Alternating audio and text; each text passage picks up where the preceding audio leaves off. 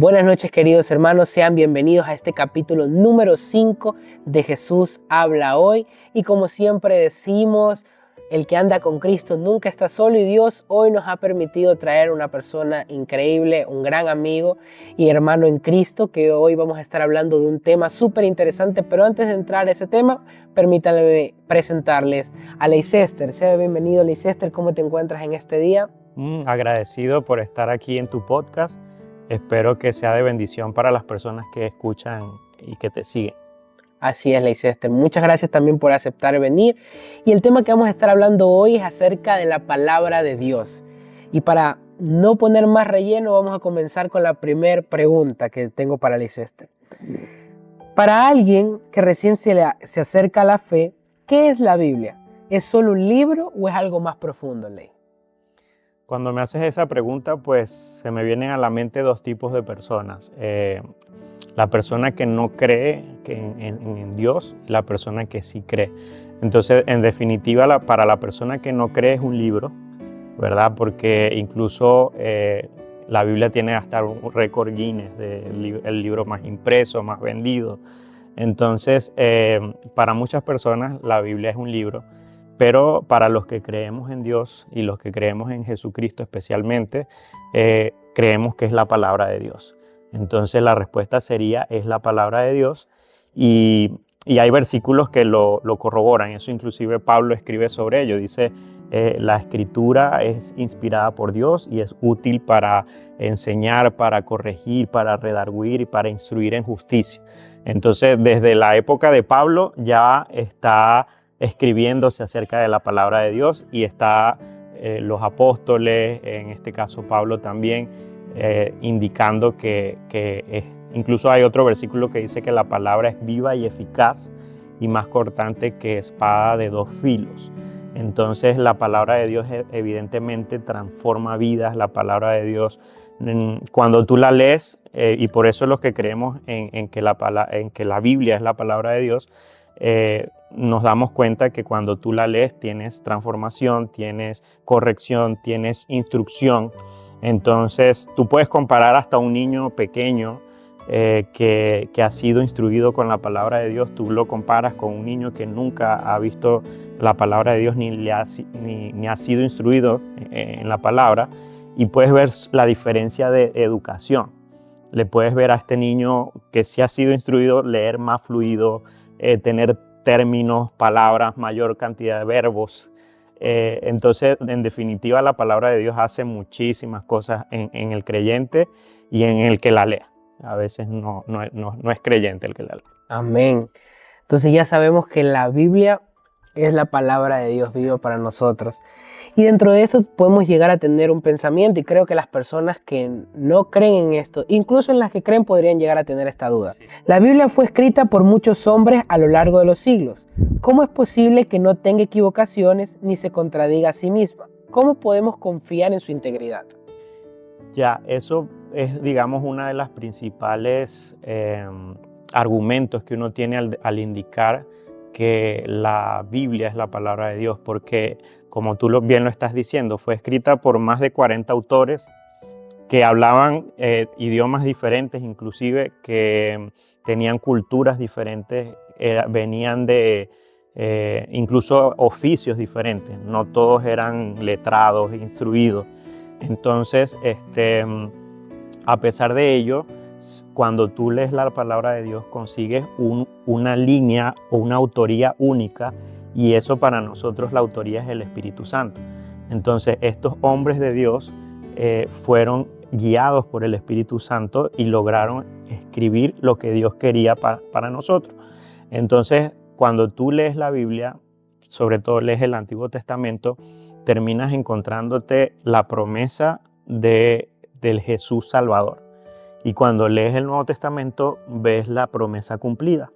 Entonces ahí ves el nuevo pacto con nosotros, y la verdad no hay ninguna contradicción. O sea, es una evidencia muy clara poder tener una línea de texto perfectamente construida en 1500 años de diferencia. Imagínate tú como ser humano, como joven, Hoy en día tú escribes sobre el matrimonio, ¿verdad? Y no te has casado. Y tú escribes sobre el matrimonio y haces un libro. Dentro de unos 20 años, tú vuelves a escribir sobre el matrimonio y no es igual. Lo que vas a escribir es totalmente diferente a lo que ahorita escribiste. Eso no pasa con la Biblia. La Biblia tiene 1500 años de diferencia entre un libro y otro, y a pesar de ello no hay un cambio de rumbo, no hay diferencia. Las personas que quizás van a buscar contradicciones en la Biblia se encuentran que no las hay, no hay contradicción. Hay un solo mensaje, y es que Jesucristo es nuestro Señor y Salvador y que lo necesitamos. Amén, qué maravilloso. Ley, y bueno, la Biblia tiene diferentes traducciones. Conocemos Reina Valera, Telea, NBI. ¿Por qué hay tantas versiones y cómo nos ayuda a elegir una u otra a profundizar en nuestra lectura? Sí, básicamente lo de las traducciones es porque es necesario, digamos, cuando usted traduce una versión, usted simplemente lo que está tratando es llevarla a un idioma nuevo, por ejemplo. Entonces, la que tú dijiste, Reina Valera, 1960, bueno, es la traducción al castellano. Y por eso cuando tú la lees hay muchos, quizás términos que hoy no se usan inclusive. Entonces ahí está la traducción lenguaje actual, que también la comentaste. Entonces, básicamente lo que hay es un tema de traducción, y que muchos hombres, las personas que trabajaron en estas traducciones son personas calificadas, incluso de universidades. La verdad que ahí no había ninguna persona no calificada, y lo que buscaban era simplemente llevarla al lenguaje de la nación que se quiere, sea el español, el inglés, el francés, el italiano, X cantidad de versiones, ¿no? Ahora, es verdad que en lo que es el canon como tal, digamos, a nivel de versión de la traducción, de lo que es palabras, de pronto tú tienes en el español, puedes decir muchas formas lo mismo. Puedes decir misericordia, pero puedes decir compasión. Te tengo mucha compasión, te tengo mucha misericordia. Entonces, son palabras que en el fondo significan lo mismo, pero simplemente el traductor colocó una de ellas, ¿no? Entonces, eso es lo que es la traducción, pero lo que es el canon, o sea, ¿quién decide el canon? ¿Quién hizo? ¿Por qué hay 66 libros en una y por qué hay 77 libros en otra? Entonces, eso más bien viene un poco con, digamos, acuerdos entre algunas personas de la antigüedad, la primera iglesia. Por ejemplo, está la Biblia, que es la Septuaginta, que habla, que estaba escrita en griego. Esta tiene 77 libros, es la que más o menos hoy en día usa la Iglesia Católica, por ejemplo. Tiene algunos libros históricos que la Iglesia Protestante, en este caso lo que nosotros hoy en día conocemos como los cristianos evangélicos, nosotros, ¿verdad? Y me incluyo, usamos la Reina Valera, que es más bien, tiene en el Antiguo Testamento lo que es el Tanakh, que es la traducción hebrea. Entonces allí en total son 66 libros. En el Nuevo Testamento ambas, la Iglesia Católica o la Iglesia Protestante, igual mantienen los mismos libros, pero la diferencia única que hay entre la Iglesia Protestante y la Iglesia Católica es el Antiguo Testamento, y como te digo, son libros históricos más que todo. Entonces realmente viene siendo lo mismo. Cuando tú vas a conversar con una persona que es católica, puedes leer su Biblia y va a decir exactamente lo mismo. Qué increíble. Ley, entrando un poquito en cómo en ese tiempo de intimidad con Dios a través de la palabra, hay una de las cosas que nos encontramos, y es, antes de abrir la Biblia, ¿qué tan importante es la oración? ¿Debemos pedirle algo a Dios antes de leer para poder entender mejor su mensaje?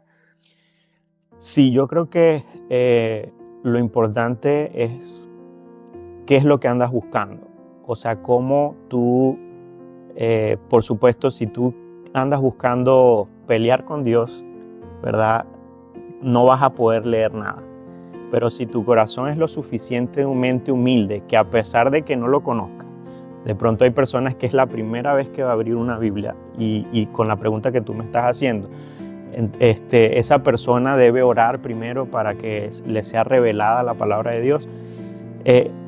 Yo diría que si es nuevo, que nunca ha leído la Biblia, que no es creyente, es difícil que va a orar, pero el Espíritu Santo tiene la suficiente poder para convencerte de pecado y de justicia y de juicio, como dice su palabra. Entonces, esa persona no va a orar, pero al leerla, y si tu corazón está dispuesto a buscar, a querer entender la verdad, si tú vas con un corazón dispuesto, creería yo que te vas a encontrar a Jesucristo. Entonces se te va a ser revelado. Por supuesto, una vez que ya crees en el Señor y que quieres seguir creciendo en el conocimiento de Dios, es necesario orar para pedir la dirección de Dios y estar alineados con Dios. ¿Qué nos ayuda a orar? Bueno, nos ayuda a reconocer que Él es todo y que nosotros sin Él no somos nada. Entonces, necesariamente, mientras mi corazón sea más humilde, creo que voy a lograr conseguir bastantes respuestas en la palabra de Dios, porque voy a estar atento a cualquiera de los detalles, ¿no? Y un corazón humilde siempre va a tener respuesta. Amén. Eso es algo que me llamó la atención, el tema de lo que decías. Entonces podemos decir que una vez, digamos, ya aprendemos el tema de la importancia de la oración, una de las cosas que debemos pedirle al Señor es que pueda abrir nuestro corazón para querer escuchar la verdad. Correcto. Porque a veces llegamos con enseñanzas que hemos traído de tradiciones, y no solo eso, sino que también pensamientos que nosotros queremos imponerlos como verdad, y cuando queremos leerlo en la palabra nos encontramos algo totalmente diferente, causando como una contradicción. Claro. Y claro, ahí hablas la importancia del tema de tener ese corazón dispuesto a adaptarse a la verdad de la luz. Correcto. Sí, un corazón humilde siempre va a conseguir la verdad. Y lo otro es que, por ejemplo, es diferente leer un versículo que de pronto tú dices, bueno, estoy leyendo que Dios acabó todo un pueblo. Entonces Dios le pidió a Israel que acabara todo el pueblo. Entonces, si tú vas arrogante a la palabra de Dios, entonces tú simplemente vas a conseguir allí, no, bueno, entonces Dios es un genocida que le mandó a Israel a acabar con todo ese pueblo y que no dejara nada. Dice que no guardaran pero ni una moneda de plata, ¿no? Entonces, y debían arrasar todo. Entonces, si vas con un corazón, digamos, un corazón molesto, por decirlo así, vas a encontrar entonces a un Dios genocida. Pero si vas con un corazón humilde, vas a ver mucho más allá de esa historia en particular, y vas a encontrar que era necesario que eso ocurriera y que era una bendición que iba a recibir el pueblo de Israel, por ejemplo. Amén. Y dentro de eso también entra la parte del discernimiento, de la sabiduría, que bueno, eso ya se encarga el Espíritu Santo, y que también es algo que podemos pedir en la oración para poder comprender mejor la palabra. Pero que estoy muy de acuerdo que todo nace a partir de ese corazón dispuesto a querer escuchar la verdad y poder ser transformada. Hablando de esto, una pregunta que le sigue a esta dice: mucha gente dice que la Biblia es difícil de entender. Si soy completamente nuevo, ¿por dónde debería empezar a leer? ¿Hay algún libro o un pasaje específico que recomiendes para comenzar? Claro. Por ejemplo, si eres nuevo, creería yo que uno cuando es nuevo anda buscando conocer a Jesús. O sea, porque creo que todos de alguna forma u otra hemos visto a Jesús en videos, en películas. Entonces tú andas buscando conocer a Jesús. Entonces, para conocer a Jesús necesario es leer los evangelios, por ejemplo. Entonces, Juan, pudieras leer Juan y ahí vas a empezar a ver a Jesús, ¿no? Luego puedes leer Lucas, que es un excelente escritor, muy dedicado a los detalles, o sea, muy especialista. Bueno, era doctor y tenía su forma de escribir, es bastante específica, por ejemplo. Se encargó de poner muchos detalles. Entonces puedes leer Lucas, puedes leer Mateo, puedes leer Marcos. Entonces vas a encontrar en los evangelios a Jesús. En definitiva, recomendaría empezar por los evangelios. Amén. Bueno, y dentro de lo que tú decías, que creo que es ideal, es decir, cuando tú recién tuviste tu encuentro con Jesús y quieres realmente saber quién es, en definitiva, pues Él está en los evangelios para saber quién es, por qué vino, por qué tuvo que morir por nosotros y cuál fue ese regalo de gracia que derramó en nosotros para poderlo también valorar. O sea, porque como no podemos, digamos, ser salvos si no conocemos quién es Jesús. Y entonces realmente en los evangelios podemos encontrar el contexto de por qué tuvo que venir y también lo que hizo Él por nosotros. Entonces, para poderlo realmente comprender en nuestra fe y después saber quién fue Jesús y por qué hizo lo que hizo. Leicester, ¿cuál es el verdadero objetivo que debemos tener al leer la Biblia? ¿Solo se trata de leer por leer o hay algún propósito más allá que deberíamos buscar?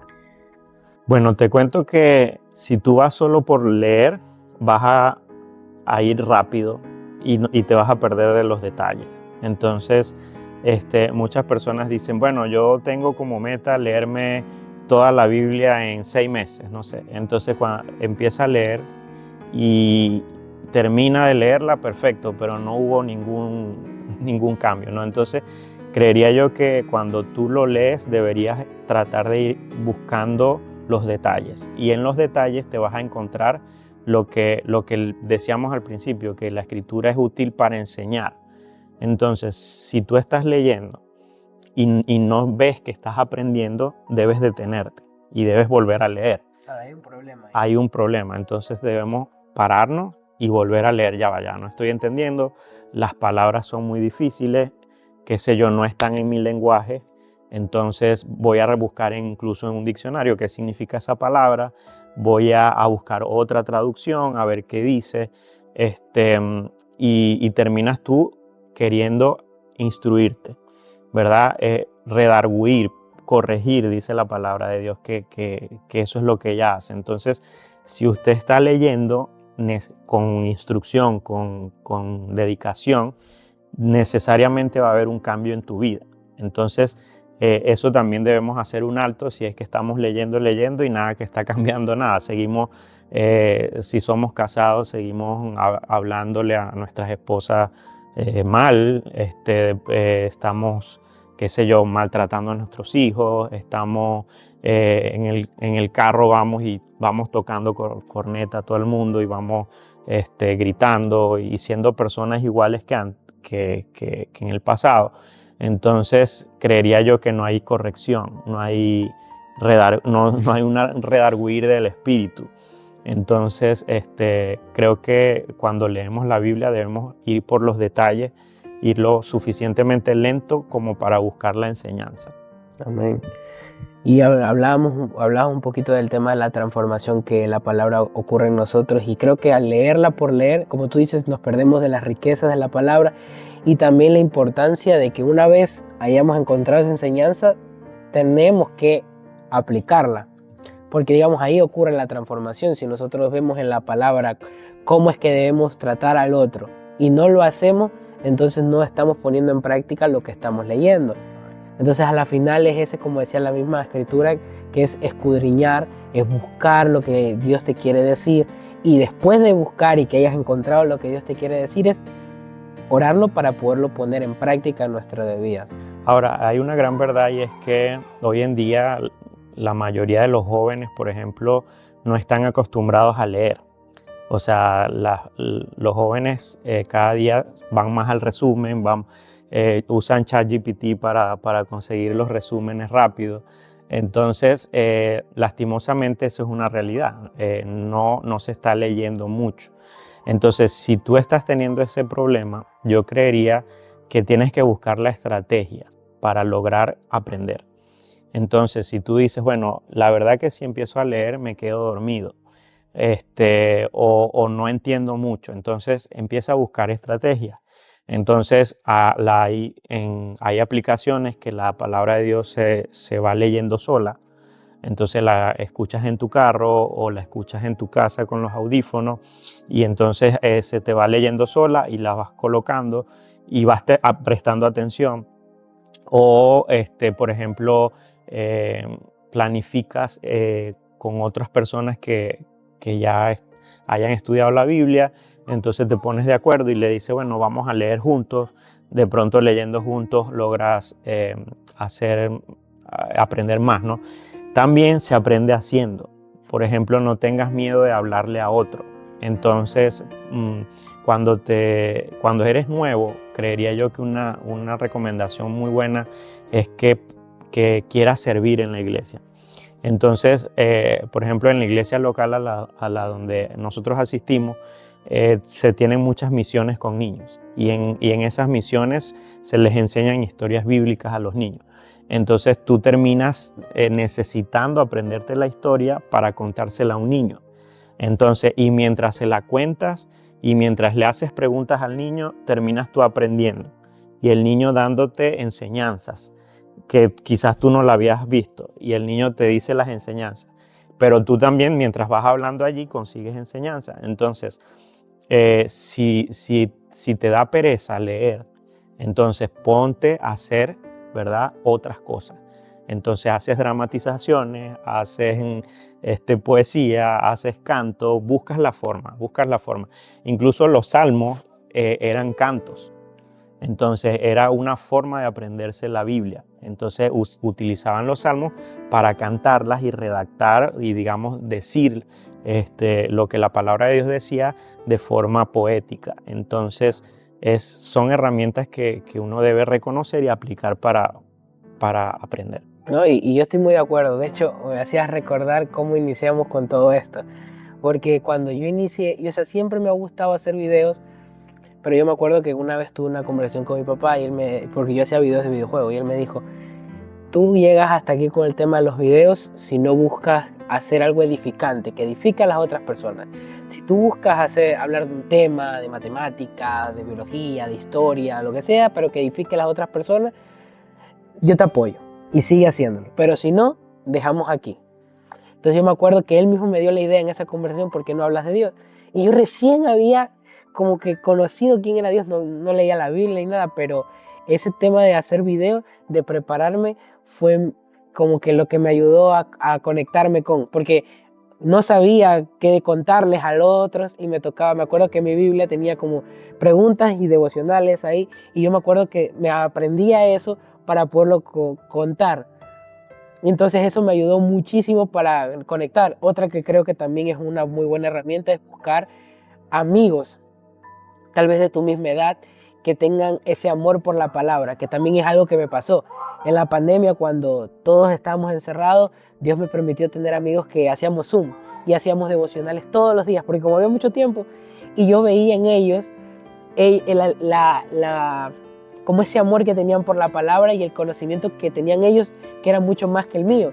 Y digamos que era como esa competitividad sana, porque eso comenzó a despertar en mí un fuego de decir, si ellos saben, yo también puedo conocer más, porque ahí está la Biblia, Dios está para nosotros, entonces yo puedo seguir creciendo. Y eso fue como que lo que Dios utilizó para inspirarme en mí, el buscar en la palabra, y ahora realmente pues me gusta leerla, y dentro de todo pues no soy un buen lector, pero la Biblia es algo que me fascina leerla, justo con lo que tú hablabas, de buscar esas estrategias, esas herramientas para poder crear ese hábito y esa motivación a la hora de buscarlo, porque después creo que tú te enamoras de la palabra, el tema del tiempo que tienes con Dios, de cómo sales restaurado y todo lo que conlleva el leer la palabra, y el tema de la intimidad, que tú le agarras amor, aunque no seas buen lector, le agarras amor a ese tiempo, y creo que es algo maravilloso.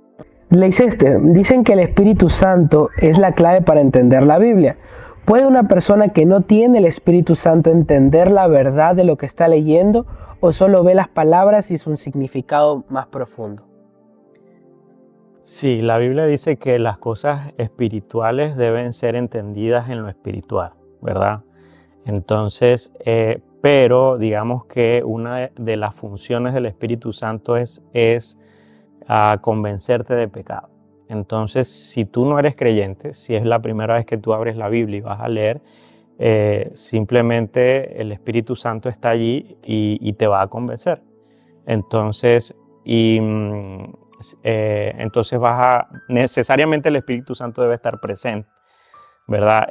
Pero, digamos, ya cuando tú crees en el Señor como tu Salvador, entonces toca necesariamente estar conectados con el Espíritu Santo para poder entender la palabra en las profundidades de ella, porque porque la misma Biblia dice que no todo es leche, digamos, la Biblia dice, desead como niños la leche espiritual no adulterada. ¿Qué quiere decir? Que cuando somos niños, deseamos la leche que es algo suave, pero llega un punto en que empiezas a comer sólidos. Entonces, hay cosas en la palabra de Dios que son un poco más complejas y que necesariamente tienes que tener la guía del Espíritu Santo. Por ejemplo, cuando vas a leer el Apocalipsis.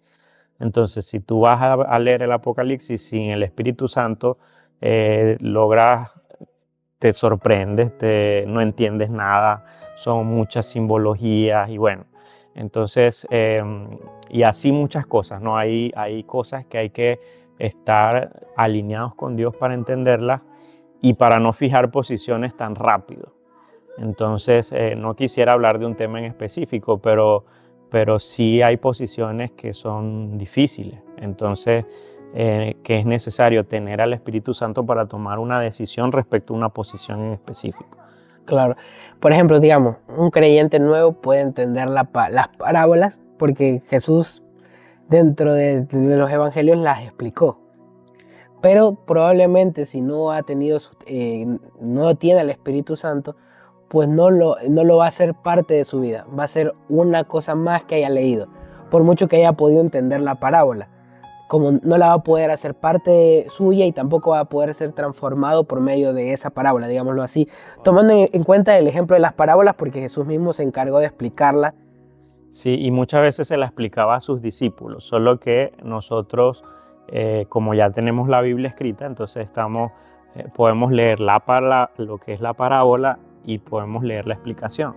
Claro, pero en ese entonces de pronto Jesucristo simplemente les daba la parábola y ya, y la gente quedaba allí como a la expectativa, pero nosotros hoy en día podemos leer la parábola y la explicación, entonces es algo muy bueno. Claro que sí. Y de hecho creo que si no me equivoco, Jesús le hablaba a los discípulos porque un día los discípulos le preguntaron: Jesús, ¿por qué hablas en parábolas? Y dice: porque ustedes han sido escogidos para poder entender lo que les he dicho, por eso estoy yo aquí para explicarles. Y entonces cuando se va Jesús, el que viene a hacer esa parte, una de tantas labores que cumple, es el Espíritu Santo. Correcto. Para podernos dar el entendimiento y poder comprender. Digamos, el ejemplo de las parábolas funciona porque gracias a Lucas y a los escritores de los evangelios, pues ellos se encargaron de contarnos también de la enseñanza que Jesús ya le había dado a los discípulos. Pero como tú decías, en ese momento Jesús contaba la parábola y se retiraba. Claro. Y no daba la explicación a todo el mundo. A veces sí, a veces no. Entonces,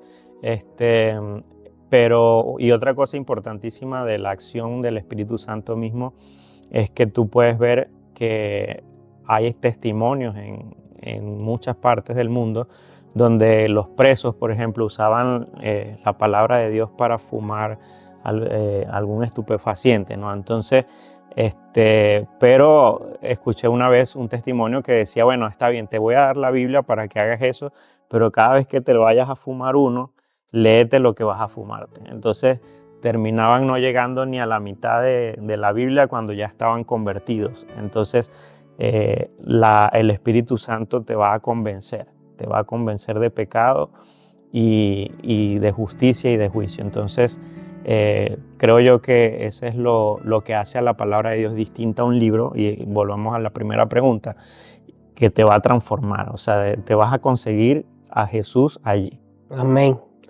Bueno, y hasta aquí ha llegado este capítulo número 5.